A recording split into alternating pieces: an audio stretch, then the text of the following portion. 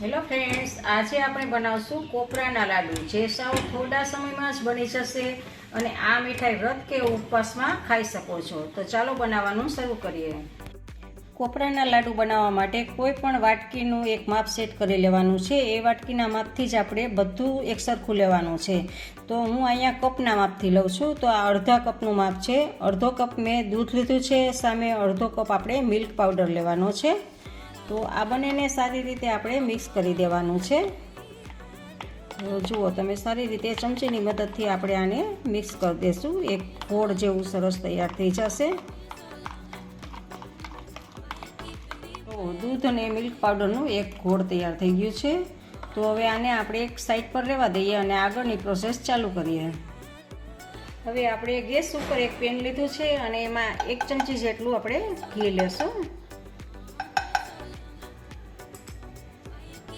અને આપણે જે માપથી દૂધ અને મિલ્ક પાવડર લીધો હતો એ જ માપથી આપણે કોપરાનું છીણ લેવાનું છે.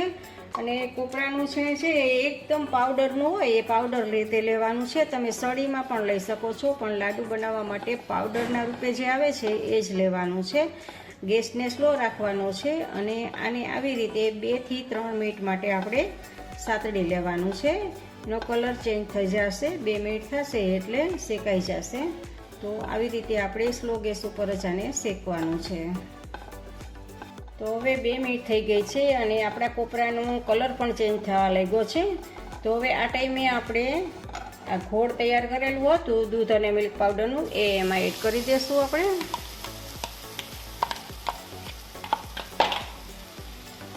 અને સારી રીતે બધું આપણે મિક્સ કરશું.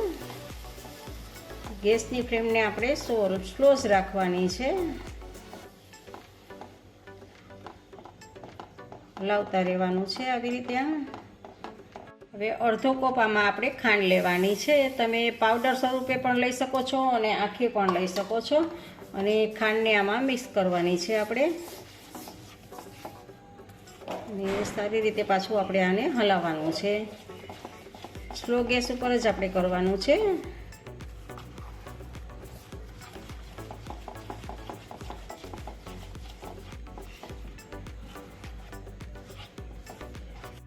બધું જ મિક્સ થઈ ગયું છે. તો આપણે ગેસને હવે મીડિયમ ફ્લેમ કરવાની છે. મીડિયમ ફ્લેમ ઉપર આને પકાવશું આપણે. તો બધી બાજુથી સતત તમારે હલાવતા રહેવાનું છે, જેથી કરીને નીચે ના બેસી જાય. અને ત્યાં સુધી હલાવવાનું છે કે જ્યારે આપણું આ રેસીપી છે એ પેન ના છોડે ત્યાં સુધી. તો જ્યારે એ બની જશે ત્યારે એકદમ કઠણ થઈ જશે લાડુ વડાય એવું, અને પેનથી છૂટું થવા માંડશે. તો આપણે આને આવી રીતે હલાવતા રાખશું. તો જુઓ, તમે જોઈ શકો છો કે 5 થી 6 મિનિટ થઈ છે અને આટલું ઘટ થઈ ગયું છે, પણ હજી આપણે આને કટ કરવાનું છે.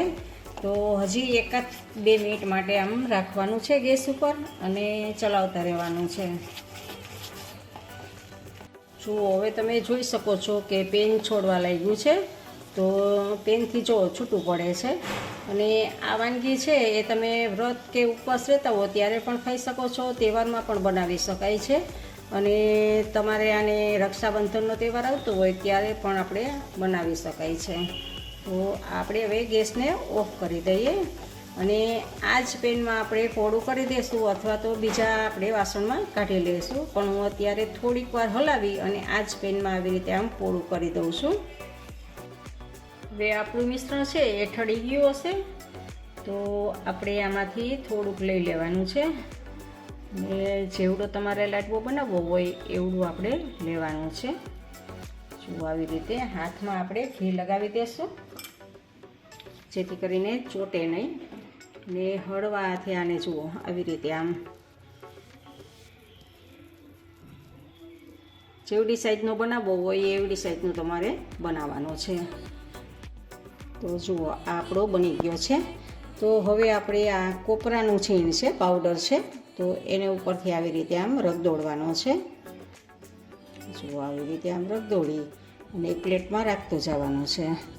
આવી રીતે આપણે બધા લાડુ બનાવી લેશું. તો ચાલો, આપણા લાડુ બનીને તૈયાર છે. હવે એક આ સર્વિંગ પ્લેટ લીધી છે અને આપણે બધા જ લાડુને એમાં મૂકશું.